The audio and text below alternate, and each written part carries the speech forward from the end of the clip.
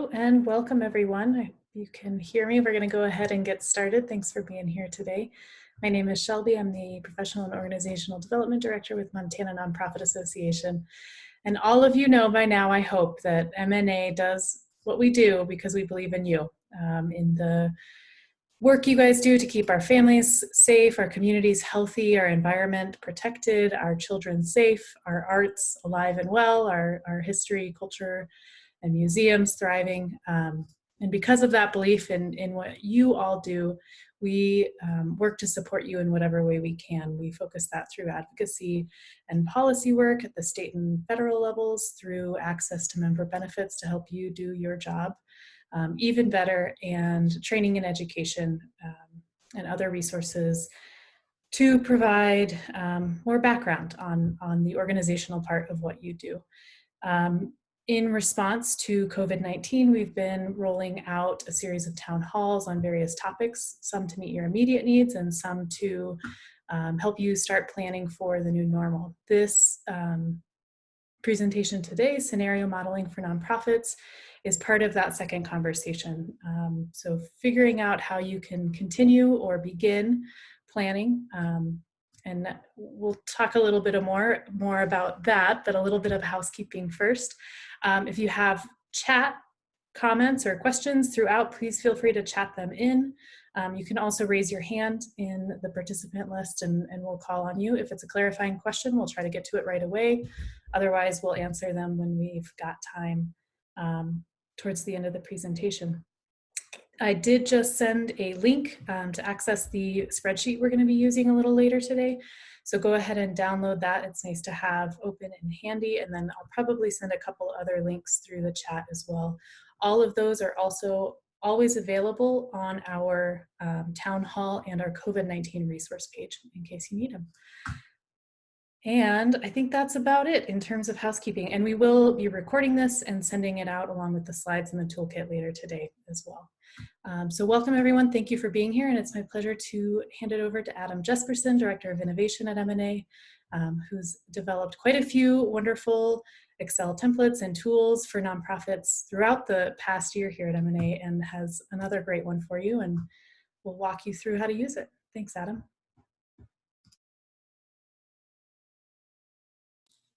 There we go. I'm unmuted now. Thanks, Shelby. Thanks everyone for being here.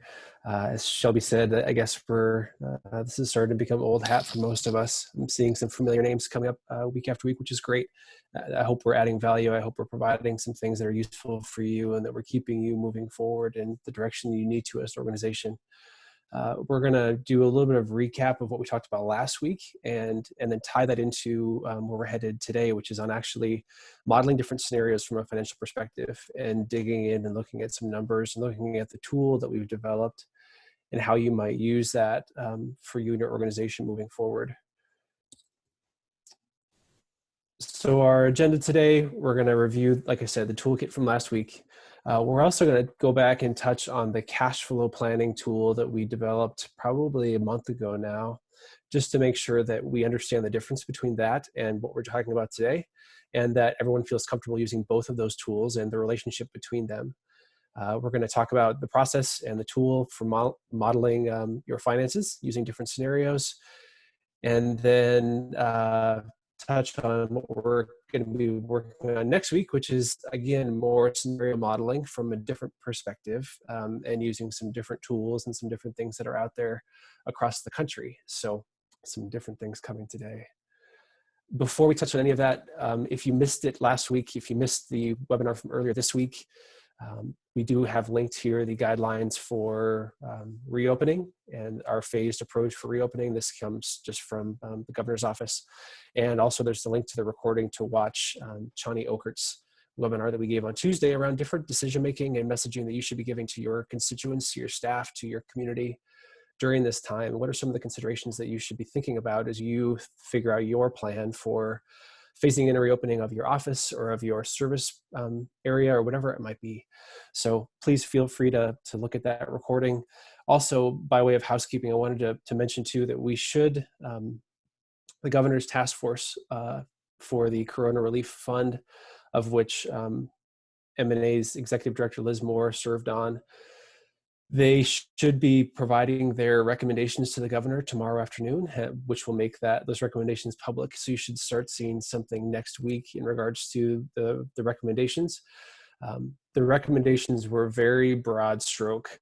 The document is not super long from what I'm hearing. And there's a lot more interpretation and work that needs to turn those into an actual operations plan to get funding out the door. But you should know that Liz, and then in Liz's absence, Susan Hay Patrick in Missoula represented the nonprofit sector very, very well on that task force, and they were very well received. And I do think the task force is doing all that they can to respond to needs that nonprofit organizations have here in Montana. So a lot more to come on that. I'm sure we'll be doing at least 1 or 2 webinars on what that means once we see information, but I hope we can feel good about that once it comes out, because there was a lot of work put into it, and I think it's going to be positive for the sector in many different ways. So touching on what we talked about last week, we mentioned this whole idea of running 2 parallel tracks at the same time, trying to run both a sprint and a marathon simultaneously, and act in the present, in the now, keeping your organization functioning, protecting your clients, protecting your mission, managing cash, surviving, but also having enough bandwidth and emotional and mental capital to get your head above the clouds a little bit and start to project what's coming in the future, and adjusting your organization to react to that in a proactive sense, so that you're able to be nimble and adaptable and flexible and react as things come up and as things change, so that you can stay relevant and impactful and grow and thrive in the future. Those are not easy things to do simultaneously. Last week, so we've touched for quite a while on this idea of managing cash flow and the crisis management here and now. When we talk about cash flow, if you were with us for that cash flow presentation a month ago, cash is different than revenue and expense. Cash in and cash out is different than revenue and expense. It's very granular, it's very detailed, and it's very in the moment. And timing is the big characteristic of that. When am I going to receive money, and when am I going to spend money? And are those aligned enough that I'm able to meet my obligations and keep my funding where it needs to be in my bank account and all of that stuff? We have the cash flow template on our website, and I would encourage you, as a starting place, if you've done nothing else, to look at that. It allows you to map out your cash flows on a weekly basis and also on a monthly basis, so you can get down as granular as you want to get as far as your cash in and cash out. Today, though, so here's just a quick, this is linked in the spreadsheet here. So when you get the recording, you can find that. It's also on our website, and I'm sure Shelby just put it in the chat box. Today, we're going to step back a few degrees and look less at the granular cash in, cash out, and more at the broader picture, revenue and expense, similar to how we do our budgets, right? Where we line out an annual budget with different revenue sources and different expenses and try to make it match. That's what today is going to be more focused on. So future planning and scenario modeling. I would say in broad strokes, last week was about future planning. So the toolkit that we talked about, which is right here. Again, you can download this online if you haven't yet. This toolkit was about talking with your teams and working with your leadership and with your board around what we think the future might hold and how we want to position ourselves to meet that future. Who do we want to be in the future? What do we want to look like? Who do we want to serve? What do we think the future holds for us? And having more of that contextual, strategic conversation around the future to build your new normal. So if you weren't with us, and if you haven't looked at the toolkit, in just as a summary, we talked about, we as organizations love to try to plan. We love to try to plan for what we think the future might hold. We can't plan for every eventuality. There are things that are going to happen in the future that we react to, so we can't plan for everything. What we can plan for is how can we be as adaptable and flexible and nimble as we can be, so that we're able to react in the moment when those eventualities occur. So there's some work in there about thinking through the extremes of a certain situation or a certain variable, and trying to think through your response as an organization or the impact to you as an organization. And if you're able to kind of catch those extremes, you're going to be okay anywhere between those bookends. So just some thought work on that. Then we talked about in the toolkit how to identify where you currently are as an organization based on the need for your mission, the need for your services, and also your capacity to meet that need. Knowing that sometimes those react in inverse ways, right? Where your need may be increased greatly, but your capacity to meet that may be down, or vice versa, where you all of a sudden have a lot of extra time because you can't provide a service, but the need for your service because you can't physically provide that service has gone down. So thinking through both current need and current capacity. And then the next step on that is, what are the 2 or 3 things, the essential few, the 2 or 3 things that drive the need for your services and that drive your capacity to meet that need? Again, in broad strokes here, the capacity to meet that need is funding to pay staff, or staffing to provide a service, or a physical location to provide a service, whatever those things might be. What are those 2 or 3 drivers of need and capacity? And from that, how can we start to hone in on what your role as an organization might be right now? If you're a collaborator, that means that the need for your services may have gone down, or your capacity to meet that need may still be high enough, but you have to reach out and find someone to collaborate with to provide your service and meet your need and provide an impact. You may be in that hibernator stage where everything stopped, not because you don't have funding, not because you don't have staff, not because you don't have the ability to provide your service, but based off of our social distancing requirements, you just can't physically do that right now. So you hibernate, you go into a sort of a slowed state of operation. Maybe you're in that operator phase where it's sort of status quo. You're just continuing, you're marching forward and you're moving forward and you're able to meet the need, you have capacity to do so, and all is well. Or you may be in that builder phase where the need for your services has increased exponentially and you're struggling, and you're able to meet that with your capacity, but it's hard. So we had that matrix, and there's some good work in the toolkit for questions you should ask depending on the role in which you find yourself, whether it's collaborator, hibernator, operator, or builder. And from that, what are some questions that you should be asking your team, your board, and your organization, and even your constituents around your future and who you want to be as an organization, what you want to accomplish, what pivots and adaptations and actions you need to take now to position yourself for that future based off of those things we just talked about: need, capacity, drivers, and your role. Here's the matrix from that toolkit, and I encourage you, if you have not opened that up and spent some time with that toolkit, that's a great starting place, in addition to the cash flow template, for you to do some work that prepares you for the spreadsheet that we're going to look at today. Shelby, do you have anything to add to that before I march forward? No, I think that was an awesome review, Adam. And I think, just emphasizing that these are an in-the-moment response strategy for where you are now based on your need and your capacity. And it doesn't have to be a linear phase. It doesn't have to be stages. This is kind of the best approach for us to take right now. And that might change down the road.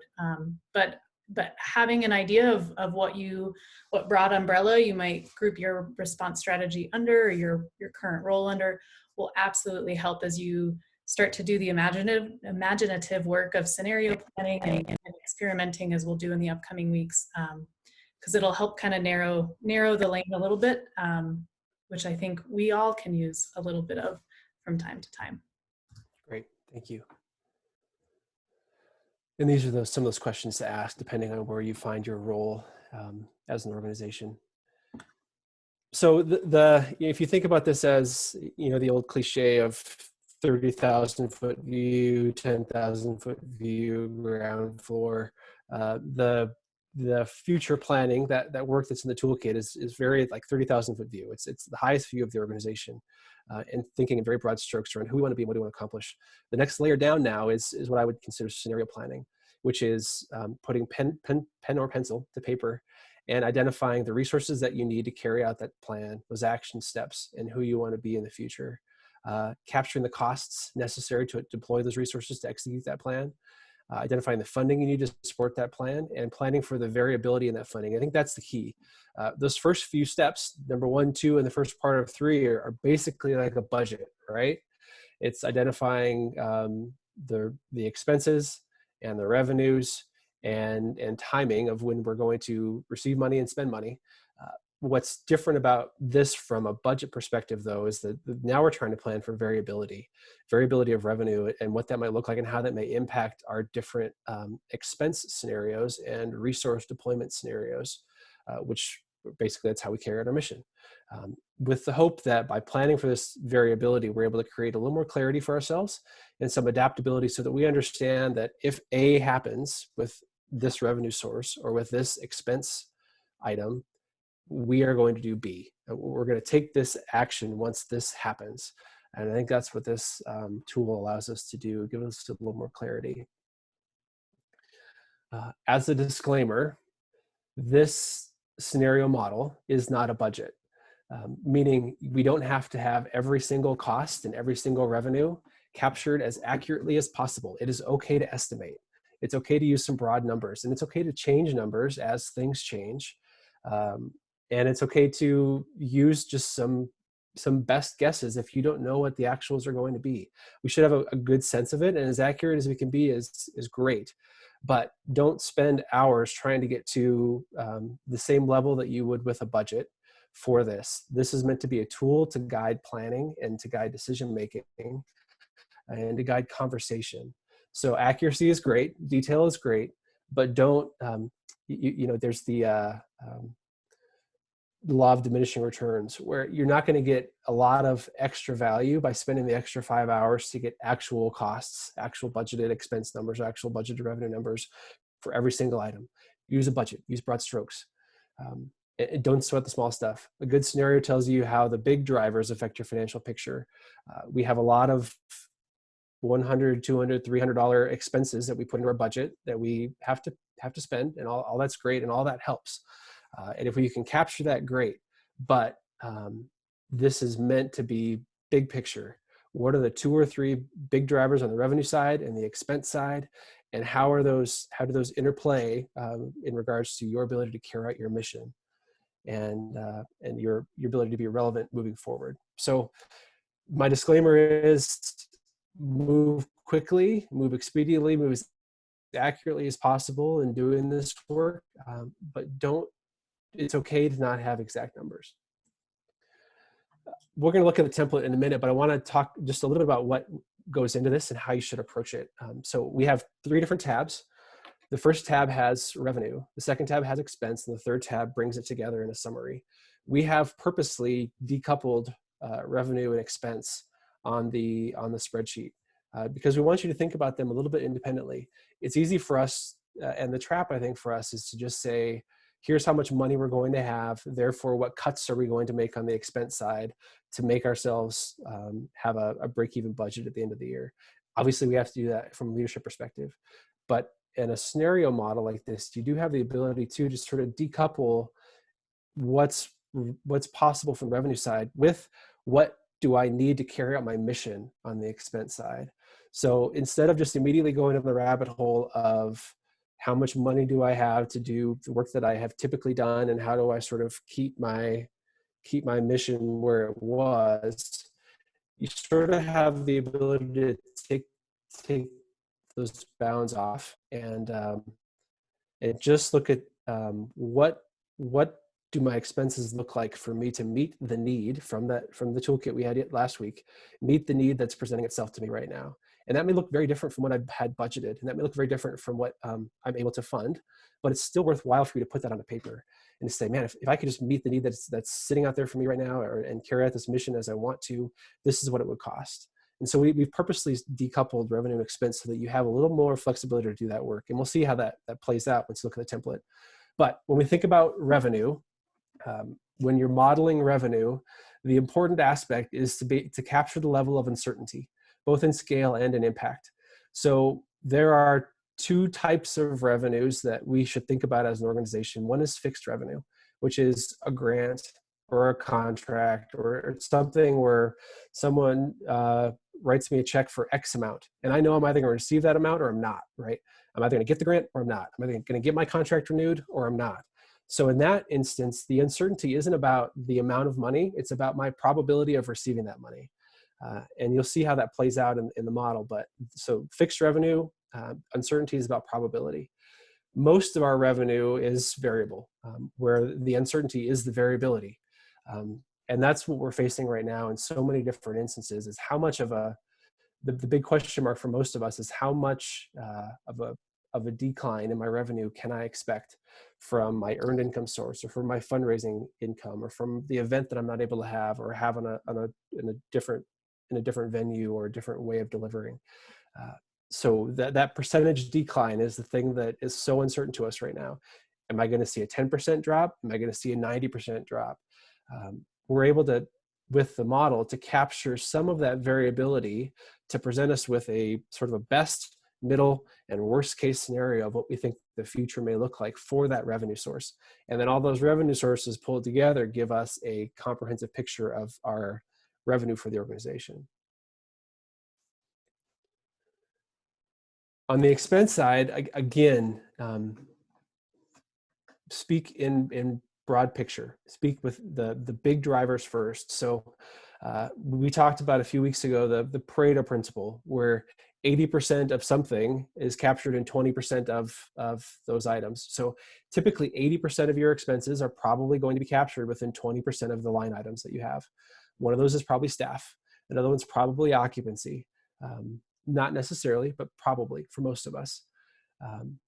I think we have 100 line items in our expense, our chart of accounts, but most of us could probably find that 5 to 7 of those expense line items make up 80% of our total expenses. Those are the ones that we want to focus on first.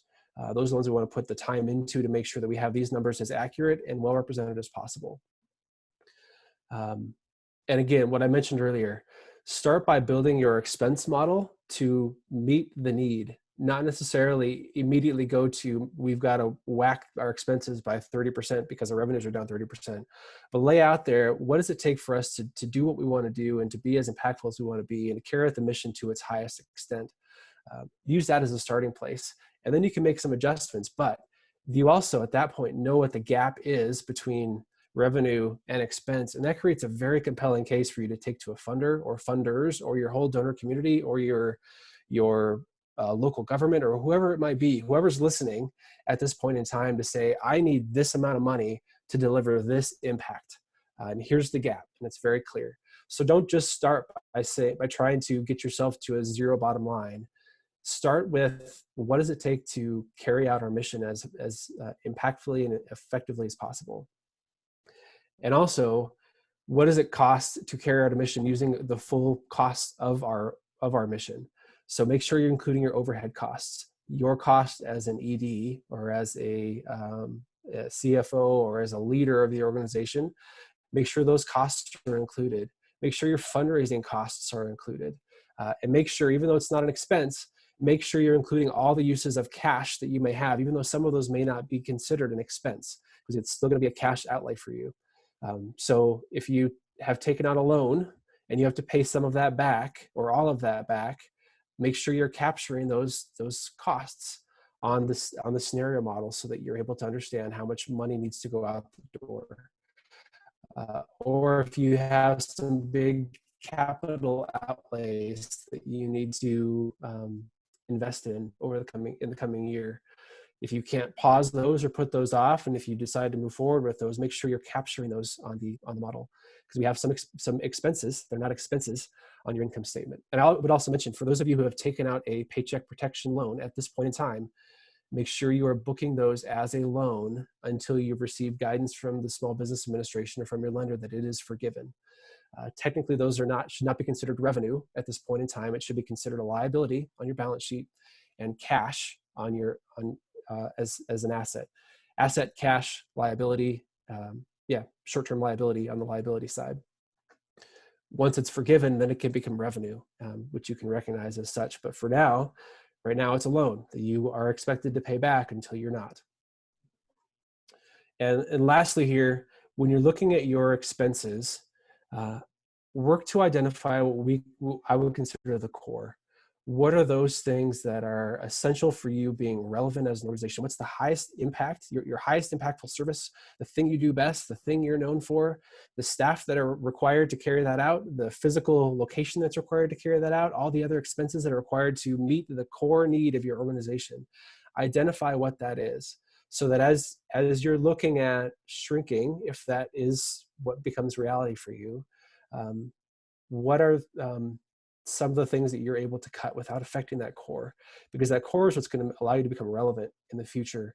If you do have to contract now, that expanding that core in the future, once conditions become better, is going to make you much more healthy and impactful and relevant in the future than just trying to keep whatever services you may have that may not be sort of a core essential function of your organization.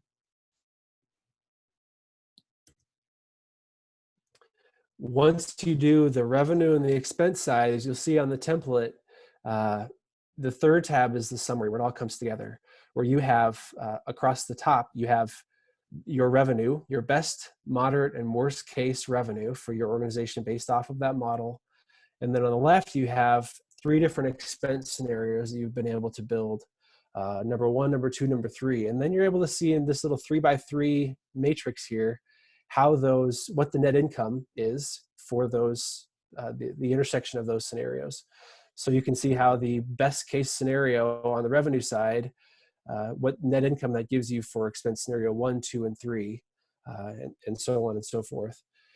And this is where I think it's helpful for you to decouple revenue and expense, because it does come back together, but you're able to see it in a different way, instead of just trying to say, okay, if my revenue is X, how do I cut my expenses to the point where I can have a zero bottom line? You're able to get a little bit beyond that and think through some different scenarios and different drivers that are going to impact those scenarios.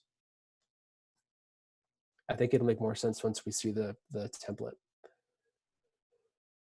Once you're able to bring it all together in that matrix, that summary tab, you have the ability then to actually type out what are the assumptions that you're making under each of these scenarios on the revenue side and on the expense side. What have you built into that? What are the major drivers that are impacting whether or not that scenario will become reality? What are the 2 or 3 things that are the most impactful to making sure that that becomes real? And then from that, what are some possible action steps and options that you can take in light of what that scenario is telling you? So if that scenario is saying you're going to have a $100,000 loss, if this becomes reality, what are some of the action steps that you can plan out to mitigate or minimize that loss? Or just say, hey, this is what it is, and this is reality for us, and we're just going to grin and bear it. So give you the chance to do action steps and options. What are some of those action steps that you can take or plan out or prepare for? The first one is what I would call a no regret move, which is there may be some expense items that you have that now is a great chance for you to maybe cut some or have some discretionary spending savings that maybe don't harm your staff or harm your programs, but it's just it's an efficiency move. It allows you to save money in the long run or even in the short run, but it doesn't really impact much on your staff or your program, your mission impact, or your community. That's a positive move under any scenario. We should take those steps now. The next range of action steps, though, are identifying some different options if something happens. So these might be smaller scale or even larger scale, but they're flexible moves that you can do quickly if a trigger is reached. So if revenue is at X point by June, we're going to reduce management compensation by X%. Excuse me. These are steps that you should plan out, not just what the action that you would take, but what's the timing and the trigger that will trigger you taking that step. The third one is major steps. So what are maybe some new programming that you can bring online that has new revenue and new expense? Or what are some cost reductions that are larger scale shuttering programs that you can plan out to help you bring that scenario, if that scenario becomes real, bring that scenario back to balance, back to zero. In addition to identifying what you should do, the other important thing is identifying when to do it. Don't wait until it's too late. There is a time when it's too late to take certain steps. You can't come back from those because you don't have the resources to weather the transition period while those actions play out. So don't wait, prepare now. Know how to act and when to act now so that once those trigger points occur, you're able to act quickly. And so those trigger points may be a certain date. If revenue's at X point by June, here's the 3 things we're going to do. If, or maybe an event where if we get this grant, we're okay. If we don't get it, these are the 3 things we're going to do. If it comes in at 50%, these are the 3 things we're going to do. Try to lay out, you have the ability to basically lay out 9 different scenarios when you look at the 3x3 matrix, 9 different scenarios for your organization and identify action steps and trigger points for each of those. That's a good exercise for you to do as a whole leadership team and talk about those action steps and trigger points with the whole leadership team so that everyone's on the same page and understands what we're looking at and what needs to happen in order for certain steps to be taken. And lastly, once you've built the model, just like with your cash flow projections, keep it current. Don't just build it and say, okay, this is our guiding light now. This is what we're going to follow, and we're going to follow all these action steps and trigger points. Because things change so fast, because we're getting new information daily, as you get new information around your revenue or your expense or a new funding source or a new federal relief program or a new grant or whatever it might be, put it into the model and see how it changes one of those 9 models. Keep this current and be willing to pivot and change your action steps in real time as you get that new information. Before we look at the template, are there any questions around any of that? You can chat them in or even unmute yourself and ask, and we'll take it from there. Otherwise, I'm going to switch screens and look at this template, which may answer some other questions.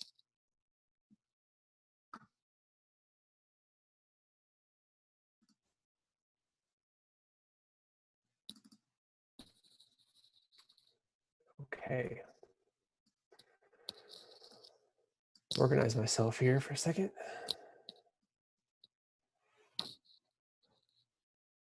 While you do that, Adam, I'm just going to say this template is, I'm really excited for it. I think we're going to, we'll be using it, and also we'll be using it for some specific programs like our conference to kind of have a better understanding of how are we going to decide how we're going to run our conference this year and what are some expectations. And so Adam, I'd be curious if you can run this, if a program director or someone could run this for a specific program or event rather than the entire organization. Yep, that's a great comment, Shelby. I think this is perfectly viable to use both for an individual program or programs, if you wanted to group a couple together, or for your organization as a whole. My caveat, if you're going to do this for a program, make sure that's where that idea of full program costs becomes much more relevant. Make sure that you are capturing your indirect rate, your indirect costs, the things that those indirect things that go into running that program, so that you have a better idea of what it truly costs you to run that program. We've done a lot of workshops on full cost accounting and true program costs. So those of you who have done that with us can nod and say, I understand what we're talking about. But make sure that you're not just capturing the staff and the direct costs of that program, but that plus the indirect at the end of the year. And the scenario is not going to give you a true picture of what it really costs. But that's a great comment, Shelby. You can save as many copies of this spreadsheet as you want for as many different programs as you want. The math is the same. Thanks, Adam. Yeah. Are you seeing the spreadsheet now, Shelby? Yes, I am. Okay, great. So you have an instruction sheet here, which is pretty basic. You fill in the highlighted cells, and I'm going to walk you through how to do that now. You start with the revenue side. We have earned revenue, contributed revenue, and then what we call non-operating revenue or proceeds. If you're an accountant with us today, cover your eyes and plug your ears, because this is not the right way to do an income statement. Like, you should not include loan proceeds as revenue. But I included it here so that we can get a true picture of cash, so we can get a true picture of resources that we have to support the mission. So this is not correct from an accounting perspective.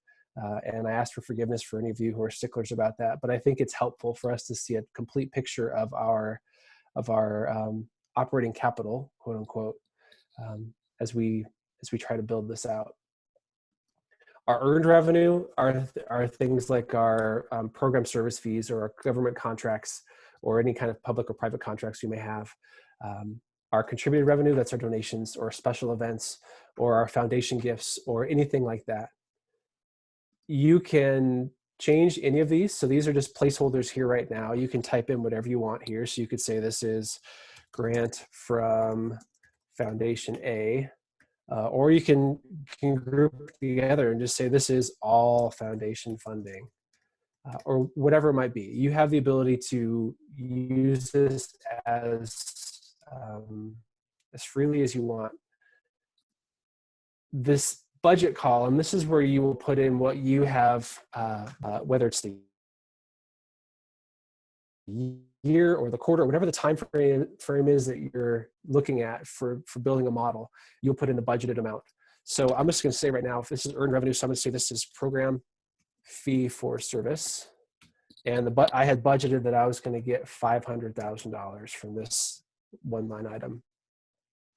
The next question asked me, is this revenue variable or fixed? Now go back to what we talked about in the presentation. A fixed revenue is a grant or a contract, or it's something where I either get the money or I don't. There's not any give or between how much I'm going to get. So in this instance, program fee for service is a variable revenue. It goes up and down. If I click fixed here, first of all, it's going to bring up, it's going to highlight that yellow box, but I'm going to go to variable first. And now it highlights this box, which says if variable, what's the worst possible percentage of the total possible? So what's my worst case? And I want you guys to be real with yourselves around what the worst case might be. Don't say the worst case is 95%, and I've got my fingers crossed that we're going to be okay. Be real with yourself. Be realistic. What is the worst case? If this goes sideways for a long time, what's the worst case scenario for this line item? If I'm shuttered for the next 12 months, what's the worst case for this? If it's 0, put 0. But whatever you do here, so I'm just going to say the worst case for this is 50%.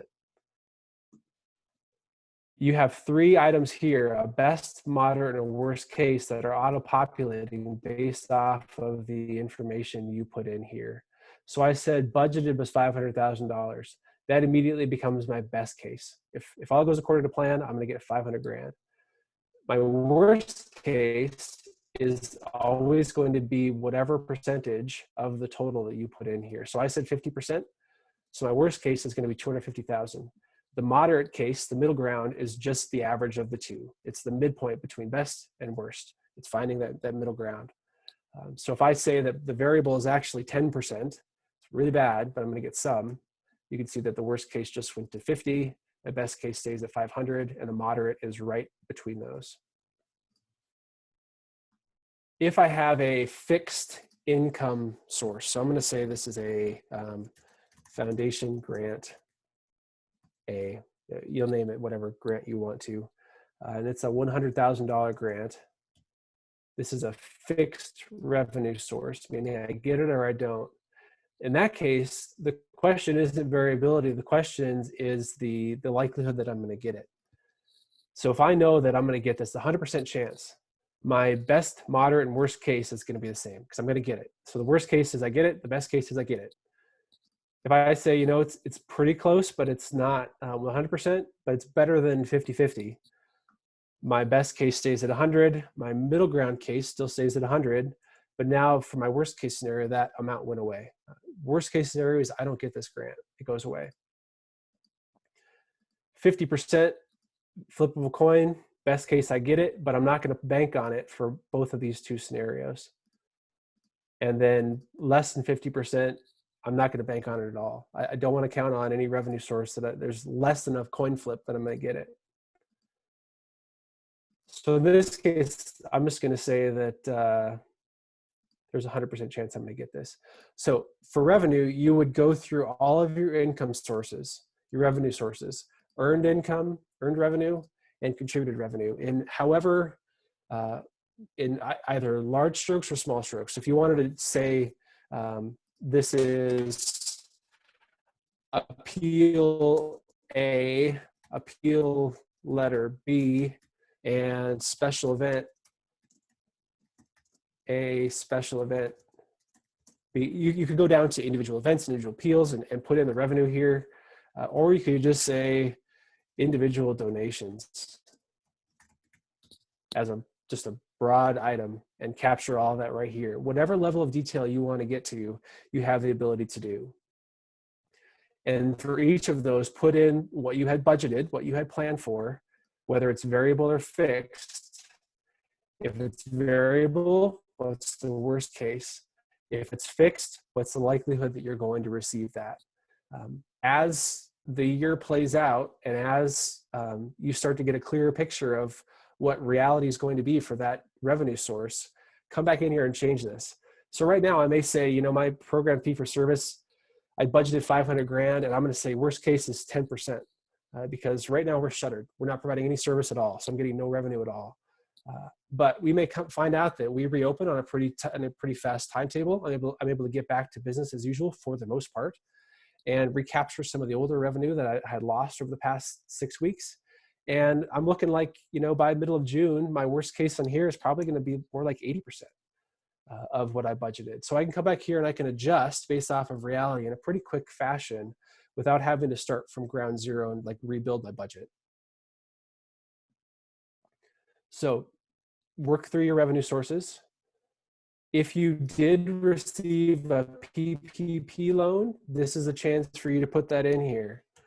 So if you received a loan, you can add that in here. Say, well, it's right now. I'm going to say it's fixed, and maybe I have received it. So I'm going to say 100%.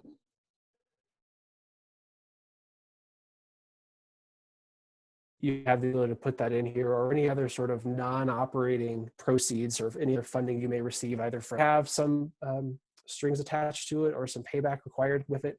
That's a chance to put that information in here. Once you feel pretty comfortable with your revenue side, then you can come to the expense side. And this has some similar mechanisms for mapping out the different scenarios. Oh, I will also say too, over here on the far right, you have this priority to-dos. So if I'm looking at a foundation grant and right now it's at 50% that I'm gonna get this or not, what can I do to increase that to 100%? Who do I have to talk to? Or if it's a variable source of revenue, what are the priority to-dos that I have to do to sort of increase or take out some of the uncertainty, some of the variability, or increase the amount? What are the one or two things, the big drivers that are impacting that revenue source? You just have a chance to put some notes in there. Just back to 100 for a second. On the expense side, we have personnel, we have occupancy, and we have other. I purposely did not give you 100 line items here because I don't want you to have to go through 100 different expense lines and map out each of those. So again, here, speaking in broader terms, if you have a small staff, you might want to put all of their salaries and benefits right in here. If you have a larger team, you may have it all under one, or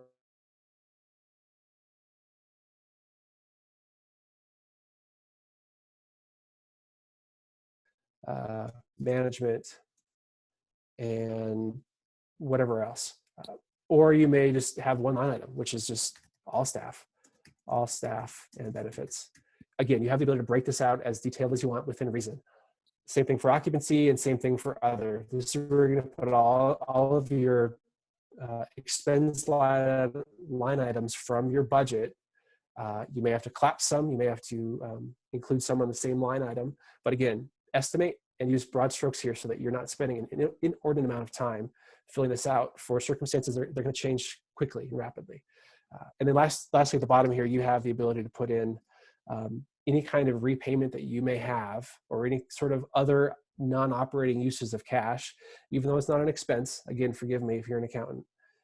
This is the chance to put those in down here so that you're able to capture what are all my cash outlays over the coming year or quarter, whatever it is that I'm looking at.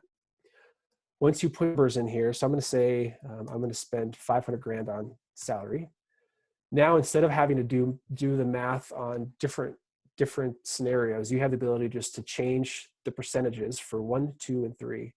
Whatever percentage you put in here for a reduction is going to change these numbers for 1, 2, and 3.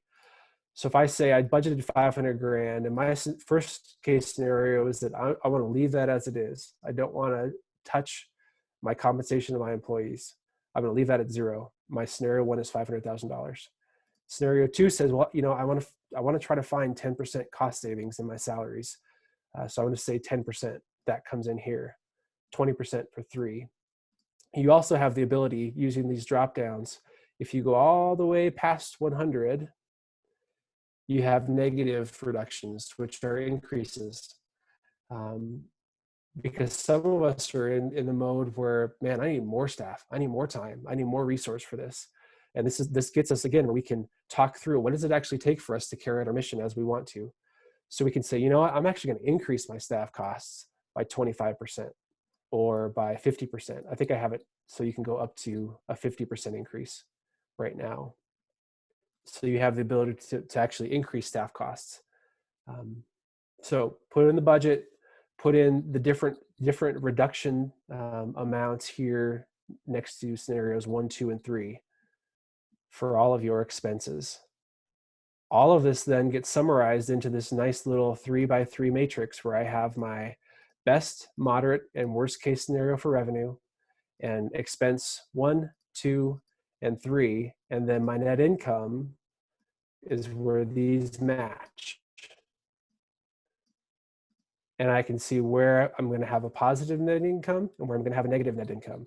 This appears my budgeted. So this is, if I just kept a budget, here's where I would be. So this is probably what I had budgeted at the beginning of the year. That's what's going to sit here. These are all of my changes and how those have an impact. So once you have these numbers, then you've got to tell the story and start to lay out some different action steps and some different drivers and some different triggers. So the first step is to map out your assumptions. So what went into the best case revenue scenario? What are the things that you thought of? What are the things that help make that reality? What are you assuming in that case for best case, moderate case, or worst case? And then what are your assumptions for expenses 1, 2, and 3? So this is where I might say expense scenario number 2, increased staffing by 25% due to increased demand for X service. This is your chance to lay out your thinking and the assumptions that went into your math.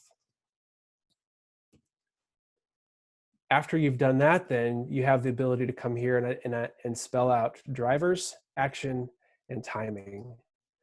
So if I'm looking at this and I'm saying, man, I'm going to have a loss right here, expense scenario 2, moderate case revenue. This is like middle of the road, right? This is sort of what I can expect on this side, and increase and has that increased staff cost here. So I might be able to come in here and say loss is due to increased staffing. We'll review in June.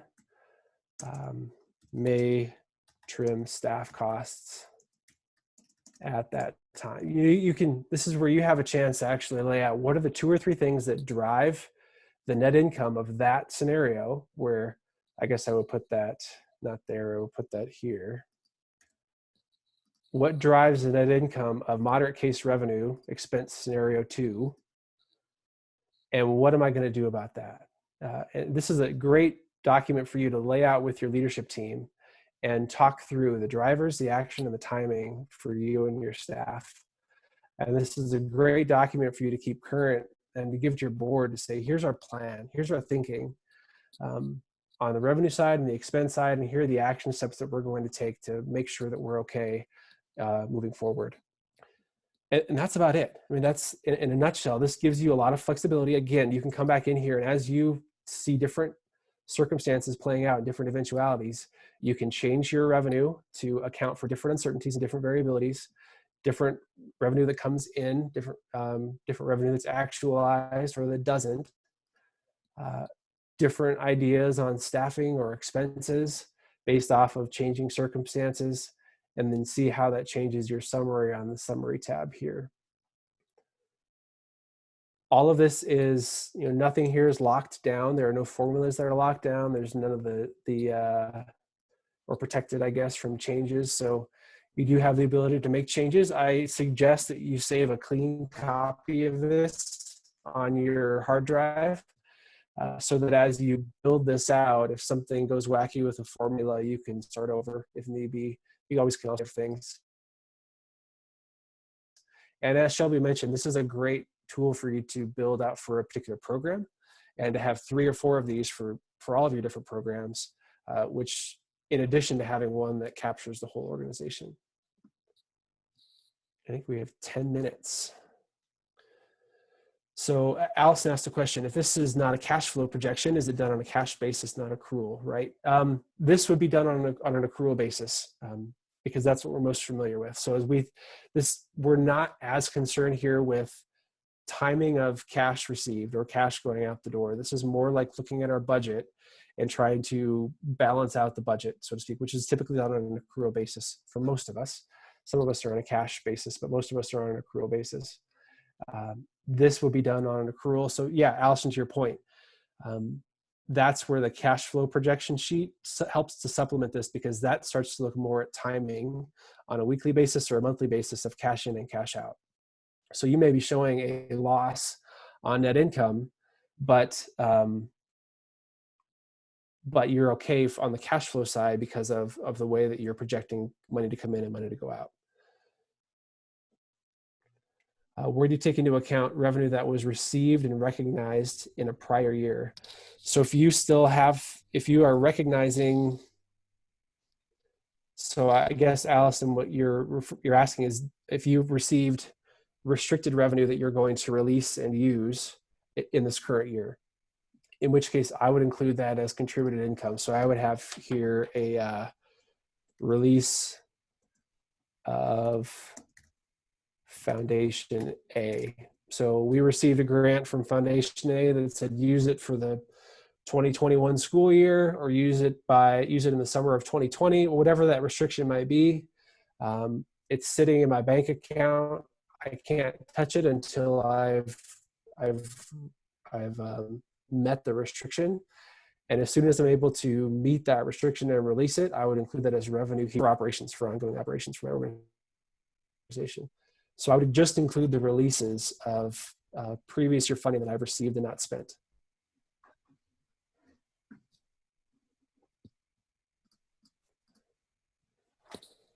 Any other questions?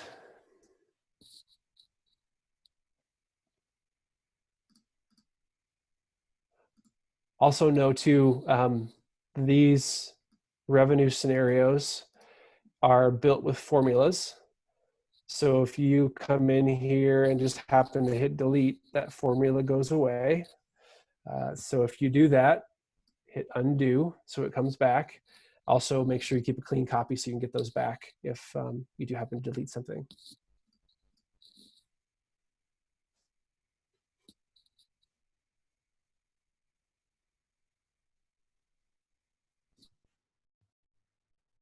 Wonderful.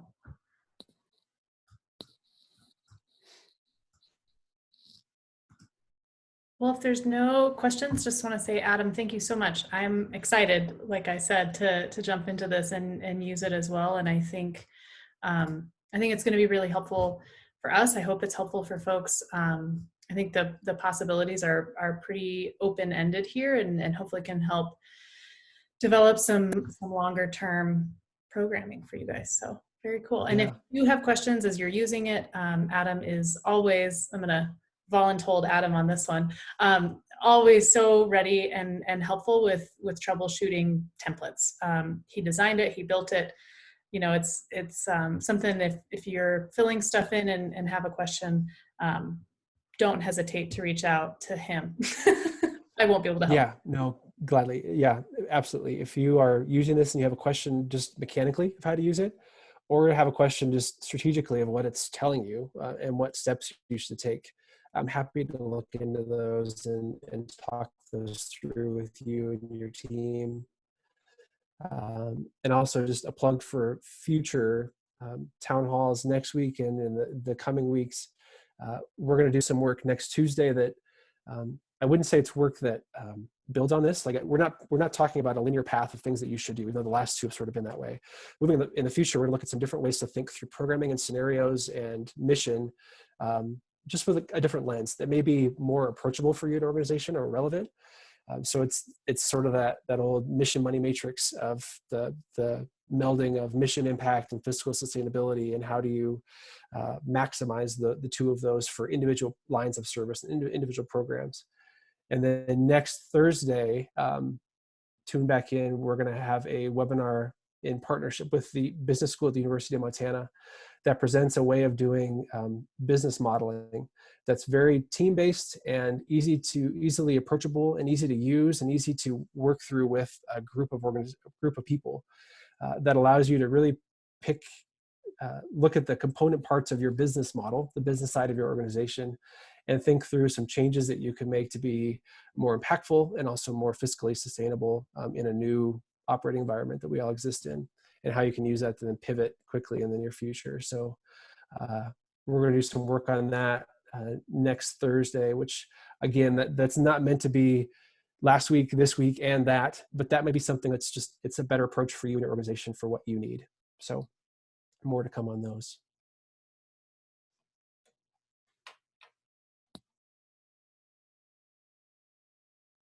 Wonderful. Adam, thank you. Thanks everyone for joining. And I just got a note that maybe the link on the website isn't working, so I'll double check that really quickly. Otherwise, thanks for tuning in. Have a good rest of your Thursday afternoon, and thank you, Adam. Thank you, guys. See you next time. Reach out with whatever you need.